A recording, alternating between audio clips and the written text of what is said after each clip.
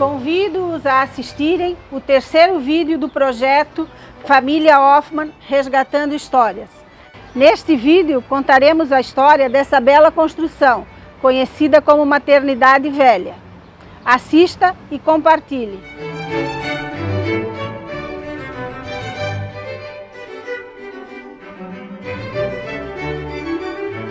Desde a fundação de Brusque, em 1860, até 1930, todos os bebês que nasceram aqui, eles nasceram pelas mãos das parteiras.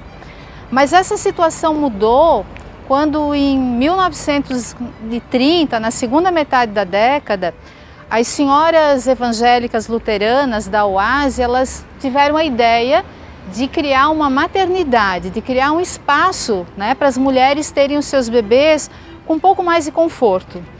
Então elas procuraram o cônsul Carlos Renault, o grande benfeitor da cidade naquela época, e trouxeram a proposta. Ofereceram o terreno e ele aceitou sim custear essa obra que até hoje nós temos aqui na nossa cidade. A pedra fundamental foi lançada em final de 1936. Em 28 de março de 1938, esse prédio foi solenemente inaugurado. O cônsul Renault não estava presente, nos jornais de época consta que ele estava adoentado, mas ele foi representado por dois filhos, Otto e Guilherme, e também representantes de toda a comunidade. E até hoje, ao passar aqui na frente desse prédio, muitos brusquenses lembram que foi aqui que eles nasceram.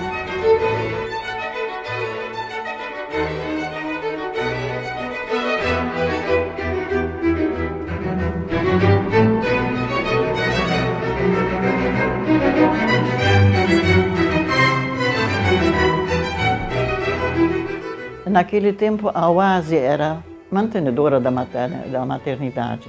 Eu comecei em maio de 61. As coisas eram bem diferentes de hoje. Mesmo eu, com o meu diploma estrangeiro, eu tinha toda a confiança e era esperado de mim tudo que antes só médicos faziam, por exemplo, anestesias. Na Suíça nunca uma enfermeira sem qualquer preparo podia fazer isso. E aqui se esperava que eu fizesse. Eu fiz também, eu consegui. Quando eu comecei a ser chamada na maternidade, eu fiquei ciente de que a maternidade era só maternidade, só faria partos. E não faria nada de serviço hospitalar que era executado pelo Hospital de Azambuja, que tinha o compromisso de não fazer partos, só a parte cirúrgica. E percebi na maternidade que eles também só faziam parto. Isto por quê? Porque a maioria das enfermeiras da maternidade eram parteiras. Geralmente se contava com 14 funcionários ao todo, inclusive os da limpeza e da cozinha, e um jardineiro sempre tinha. Eu já devo dizer isso porque a gente sofria com todas essas escadas. No porão estava a cozinha e a lavação, e ainda uma sala de jantar para os funcionários. Depois tinha essa escada já na entrada para subir. A mulher que quase não podia mais andar, já perto do parto, tinha que subir essa escada só para entrar na maternidade.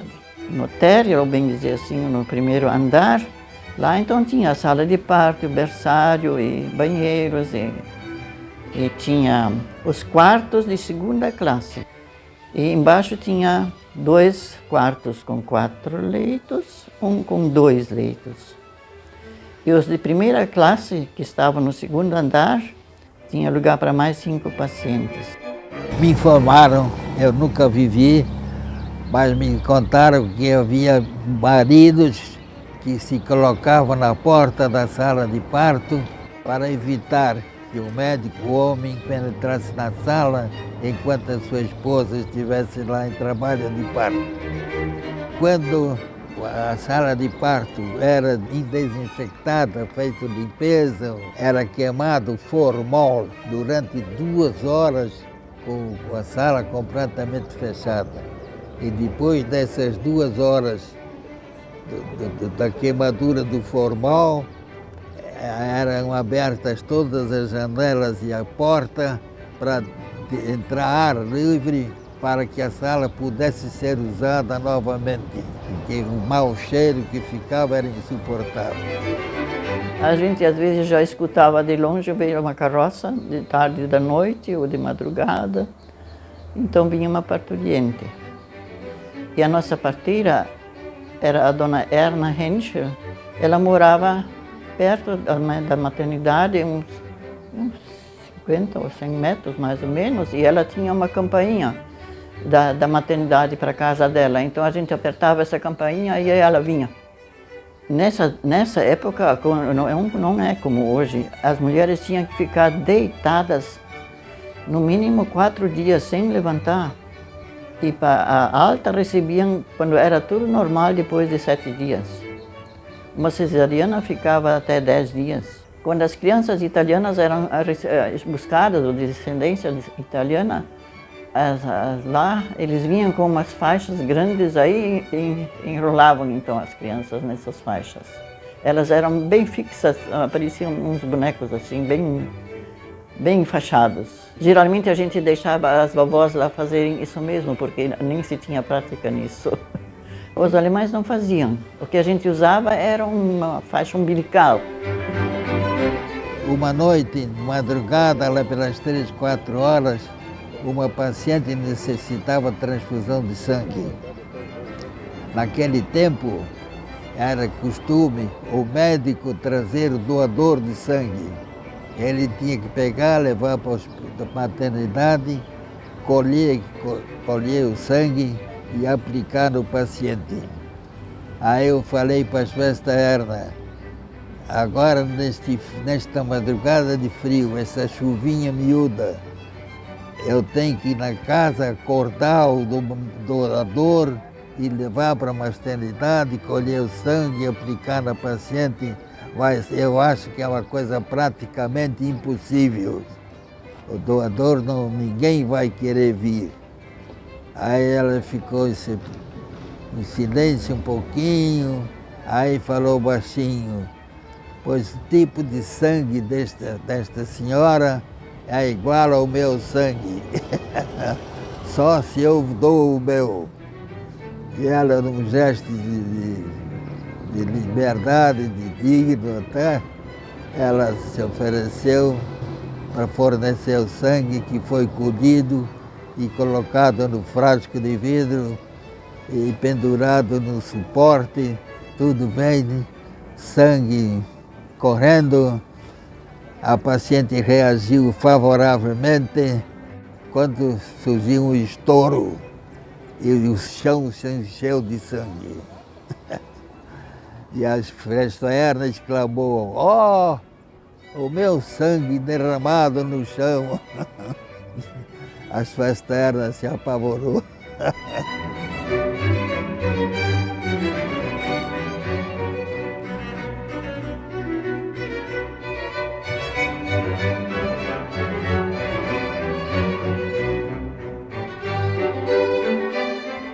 Nós pegávamos crianças doentes.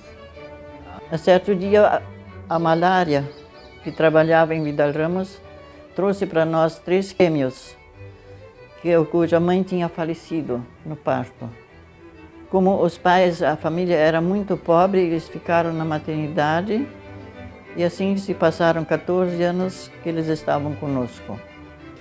Essas 3 crianças foram muito queridas por todos, pela diretoria e por todos os funcionários.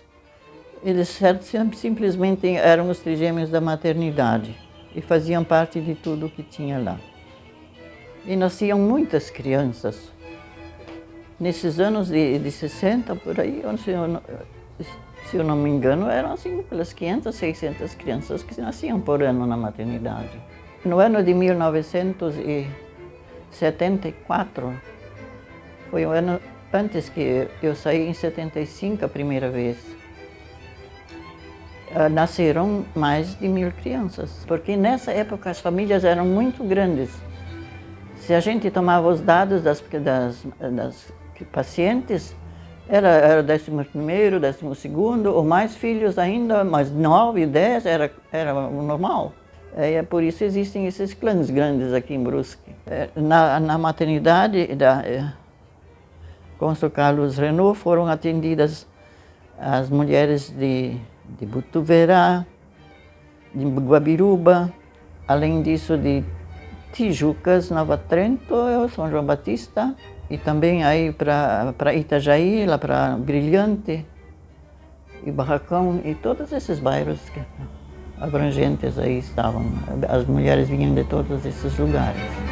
Quando foi inaugurada a nova maternidade, em 1963, esse espaço aqui ficou ocioso. Então, também a UASE, responsável pelo lugar, ela teve a ideia de trazer para esse espaço o Jardim de Infância, que funcionava anexo ao Colégio Cônsul, que na época se chamava Grupo Escolar Alberto Torres. E foi aqui, né, entre 1965 e 1976, que funcionou o Jardim de Infância Bom Pastor. Eu não nasci nessa maternidade, minha irmã nasceu, mas eu fiz o meu jardim de infância aqui, nessa sala, onde era a sala de parto.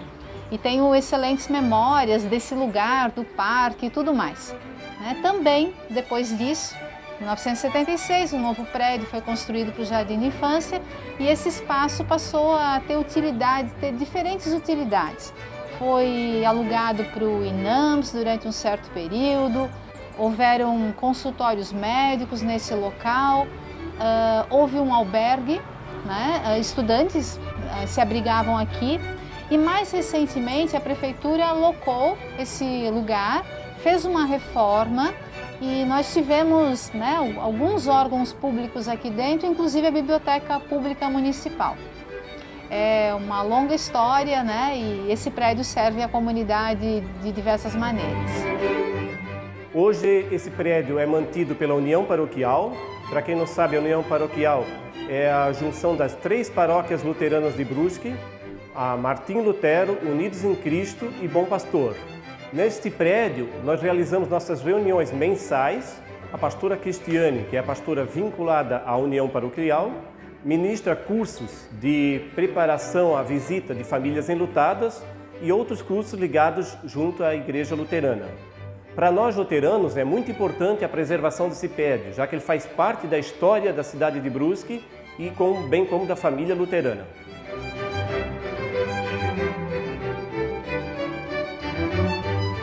Eu acho que as coisas simples têm uma proteção especial do além. So ist die Maternidade ein Teil meines Lebens. Genauso wie sie für viele in Brusque eine große Bedeutung hat.